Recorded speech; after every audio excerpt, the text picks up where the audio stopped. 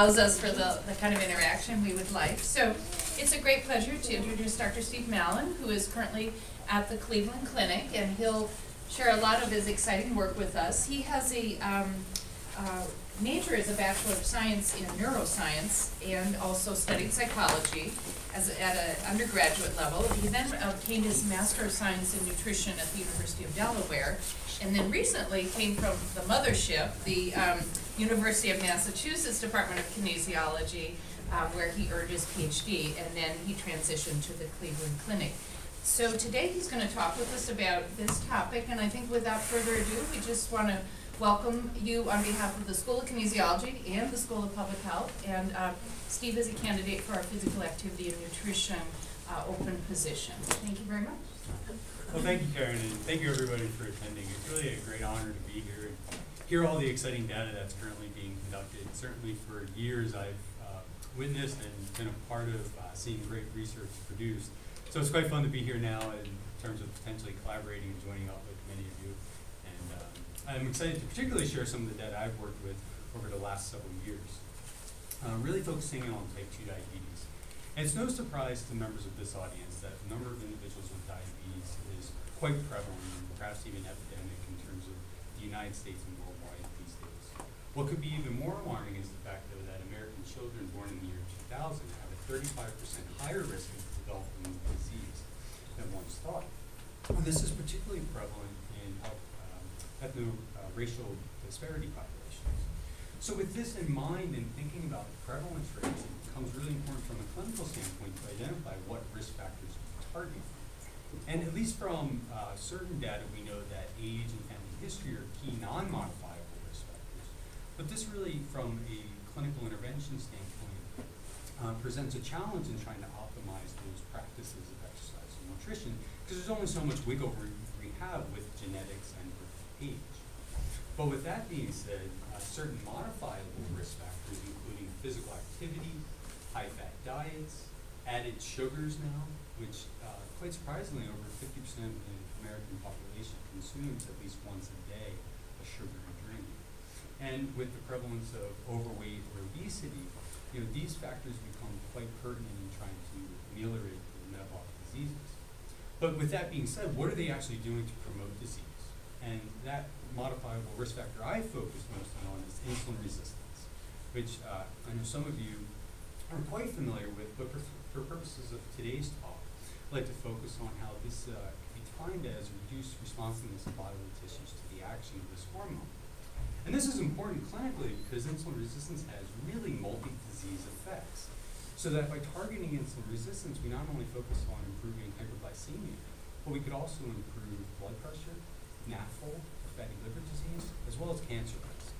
So there's quite a pertinent effect of understanding how targeting insulin resistance can affect all these different diseases.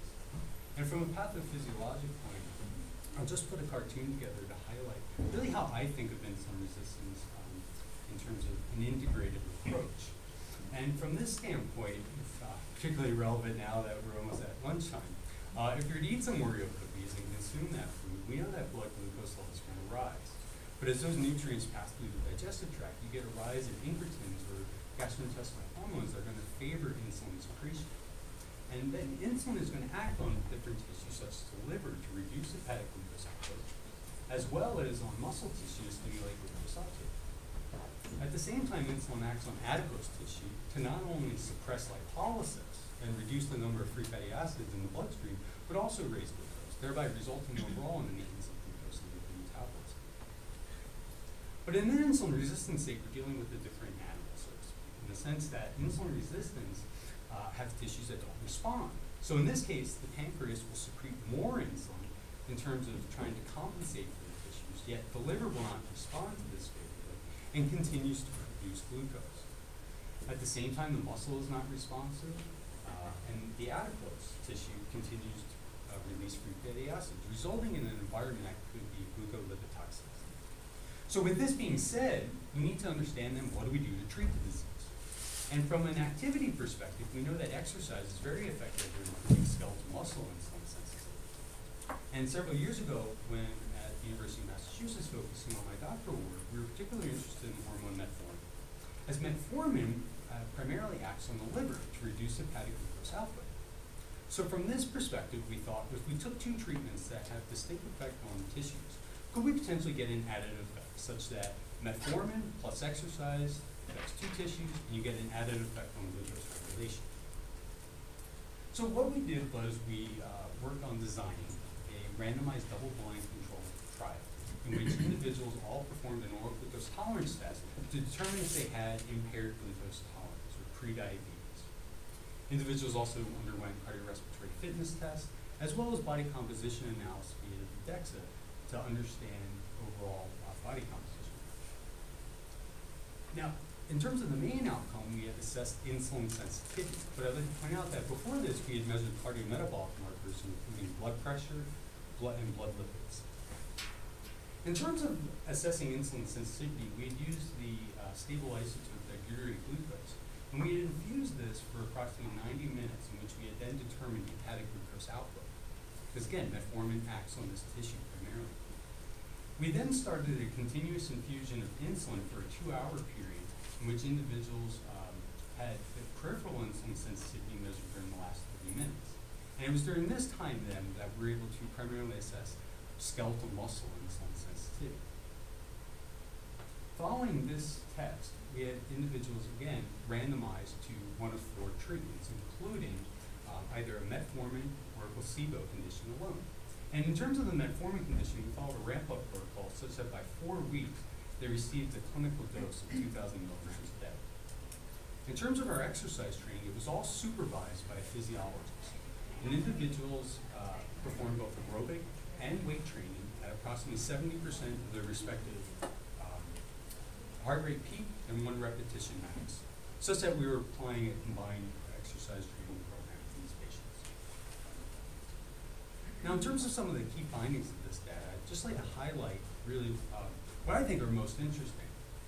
And given the breadthness or the completeness of the data set, you can see here that really weight loss occurred only in the metformin conditions, and they were comparable. There were no differences in the weight loss. Interestingly, however, exercise was successful at reducing body fat. And when we looked at fat-free mass via the DEXA, we found that exercise actually increased fat-free mass, suggesting gains in muscle, whereas metformin had lowered this outcome. Suggesting overall that metformin may be really important for body weight, but exercise is important for body fat.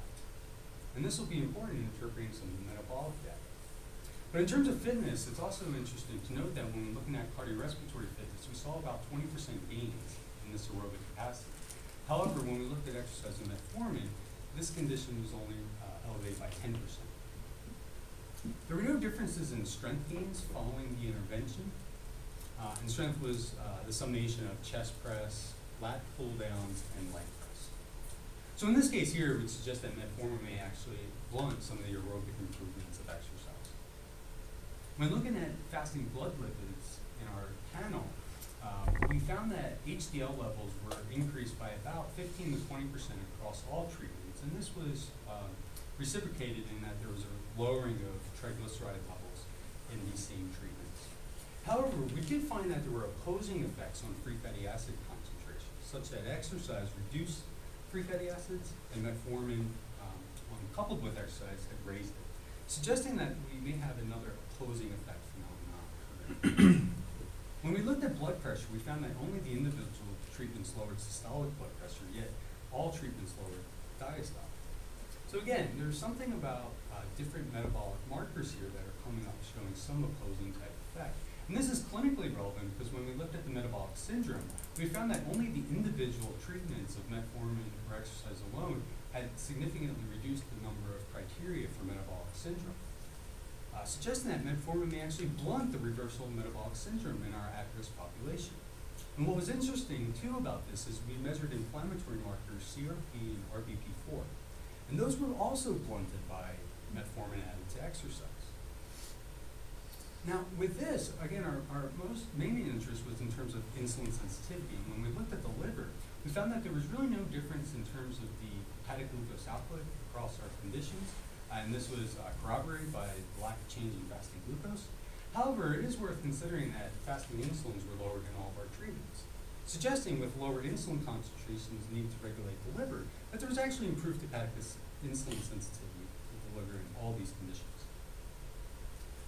Now, when we looked at peripheral insulin sensitivity, we found something quite interesting, I think, within the placebo condition alone, suggesting that after 12 weeks of doing nothing, not changing your lifestyle at all, you actually lost insulin sensitivity, which is bad. Yet, not surprisingly then, when we gave these patients metformin had increased insulin sensitivity, and exercise alone had outperformed the drug, which again, it is known and it was actually in line with our hypothesis. The difference became when we added metformin to the exercise condition, we noticed a blunting effect, such that the combined treatment was not better than exercise, and exercise alone was in fact the best treatment for peripheral insulin sensitivity. And what was interesting is this correlated with the changes in cardiorespiratory fitness quite well. So in this 12-week trial, we didn't assess the skeletal muscle mechanism by which metformin may alter the metabolism, but in an acute study prior to this 12-week trial, we had looked at the effects of metformin on insulin sensitivity and AMPK activity. And the reason for that is metformin is thought to activate AMPK as well as exercise. So we thought maybe there would be some synergistic effect of that AMPK activation. And this study was done following a 65% VO2 peak test, so moderate intensity, and metformin was prescribed at the same dose as in the 12-week trial. In this case, we saw a threefold or 300% improvement in AMPK activity. Yet when we gave the patients who were matched on age, BMI, and fitness levels the drug, and we looked at this, we found only a 30% improvement, suggesting here that metformin reduces AMPK activity post-exercise. Behind that, though, really the mechanism behind this blunting effects have not been well described and remain the questions. But a summary of this data overall would suggest, with really no surprise again to this audience, that exercise is very beneficial in a multi-organ effect system. Yet, when we looked at the combination of these treatments, there are actually many factors that have opposing benefits that range from liver, the cardiovascular system, as well as skeletal muscle and adipose, all key tissues related to the development of diabetes and heart disease. So overall, these findings are suggesting that exercise with metformin is not necessarily better at improving health than either treatment alone. And really, exercise may be the best thing. So this work, again, was primarily done during my dissertation with Barry Braun as my mentor in the project. And this really presented an interesting crossroad to myself in treatment strategies and how do I go about thinking about this now in terms of helping people. You know, in that work, I didn't discuss diet at all. And does that matter? Well, I think so, but I don't really have an answer for that. I didn't look at it at the time. And it's something that was incredibly interesting. How do we utilize perhaps carbohydrates to modulate some of the effects of exercise? At the same time, what happens with the pathology? Does that matter at all? Do all people respond exactly the same? And if they do, okay. But if not, what do we do next? How do we plan the next treatment strategies for maximizing their health? Now, if all else fails and exercise and nutrition are not working, do we go to the dark side that many lifestyle counselors will think about and say, do we utilize bariatric surgery as a cure? And those questions remain to be addressed. So something during my postdoctoral fellowship, I really wanted to focus on these three areas to further understand how do we maximize health gains. The first place I thought about was the DPP trial, the diabetes prevention trial, which they showed with lifestyle modification, including a low-fat diet, that individuals who were at risk for diabetes had significant reductions. And this is a landmark study that we're all very familiar with. But again, think about it. Does this mean that then high-fat diets are bad? And should they not be, people who are at risk for diabetes not consume this? So in thinking about some of the mechanisms here, which many members of the audience have done extensive and brilliant work on this area, has shown that when free fatty acid concentrations are elevated in the blood, you get rise in cellular lipid species such that there's an increased flux of lipids to the mitochondria. As this increased flux occurs, there's an elevation in reactive oxygen species, or oxidative stress in more general. As this is occurring, though, simultaneously, insulin is trying to act to increase glucose uptake. Under these conditions of elevated lipid flux, you get a rise in lipid species that, in combinations with oxidative stress, may impair insulin signaling. to ultimately induce a state of insulin resistance. So in this sense, one leading theory is that fat overload is bad, and consumption of high-fat diets is potentially deleterious to health. And we had conducted some work infusing lipids into both young and old individuals to determine whether this effect could be observed and whether age has any potential bearing on that effect.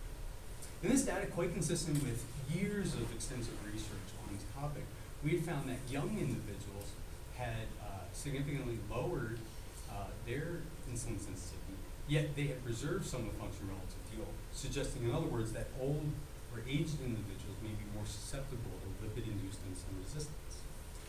However, some work out of Jeff Horwitz's lab has shown quite elegantly after an acute bout of exercise, when you match macronutrient intake or energy composition surrounding the exercise effect, you can get differential influences on insulin sensitivity, such that in the end, it seemed that when you match energy expenditure in terms of approximately 3,000 calories, but differentiated the amount of carbohydrates such that this condition was low carbohydrate or more dietary fat following exercise, they actually had a potentiated effect, suggesting, in other words, that fat itself is not bad, and increasing dietary fat may not necessarily be deleterious when surrounded by acute exercise.